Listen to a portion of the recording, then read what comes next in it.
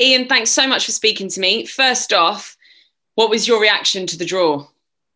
Well, any draw this stage is difficult, isn't it? Again, no, playing Leipzig, but we know it because they beat Manchester United, so I think we'll be a bit better prepared. But they're a German team.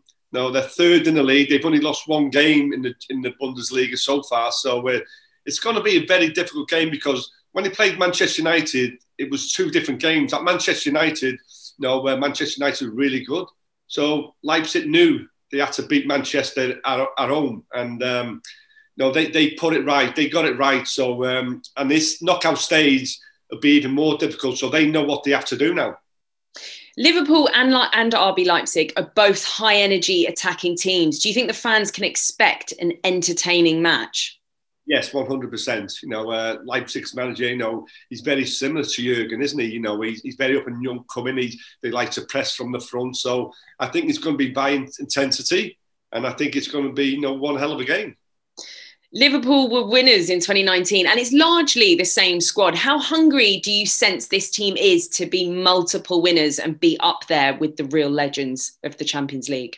Well, it's a famous saying, isn't it? The easiest thing is winning it. The hardest thing is retaining it, and that's what it's about. And it doesn't take 11 players to win. It takes a squad of maybe 20, 21, 22 players. And I think Liverpool have been a bit unfortunate this season because they've had a lot of injuries.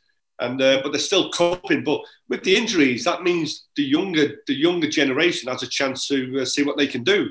And a lot of them have done really well. They've come from the academy. They've stepped into the shoes of these, like Van Dijk and Alisson and that, and they've done really well. So I think Liverpool have got a lot to look forward to. But again, everyone wants to beat Liverpool. It's like when they won the Premier League. This year, everyone wants to beat Liverpool. And I've seen the Champions League, everyone wants to beat Liverpool. And unfortunately, that's the way it is. And that's because Liverpool set all the standards.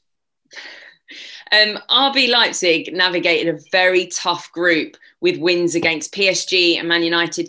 Do you think they should not be underestimated of how much a tricky opponent they will be? Yeah, you cannot underestimate anyone. But Leipzig, again, they weren't even favourites to qualify. When you look at PSG and Manchester United, they were most probably third favourites of maybe Europa League. But no, they've overcome that. So they'll be saying, if we can overcome Paris, if we can overcome Manchester United, we can overcome Liverpool. And that's why Liverpool is, it's going to be a very tough game, but hopefully, we'll be prepared. Anfield makes a huge difference on European nights. Having at least some fans back for the game under the floodlights, will that be a big bonus? It'd be a massive bonus, I think. I was there when they had 2,000 people at the game, and even though there was only 2,000 there, you could actually hear them all. It's incredible. And we always say the European nights are even more special.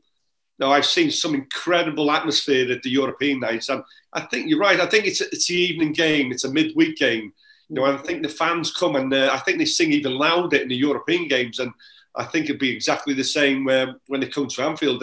Maybe in a way, it's a good thing about Liverpool. The second game is at Anfield, and hopefully, maybe if there are more supporters allowed in, hopefully, we don't know, but I think it's going to be one hell of an occasion again. So I think our only advantage is that I think we have the home game in the second leg. If anyone knows the answer to this one, it will be Liverpool. What's the secret to knockout matches at this stage? Well, the secret is, to not let goals in. I think when you look at it, but I think if you can keep a clean sheet, it makes a difference. But I think the way that both teams play, I think both teams will score. And I think, but it normally comes down to who's going to score the winning goal and all. But I think in games like this, it could be down to who's the best goalkeeper, who was the best defences team. And I think when it comes to games like that, because such attacking style from both teams, I think this could come down to which defence plays the best on the two games.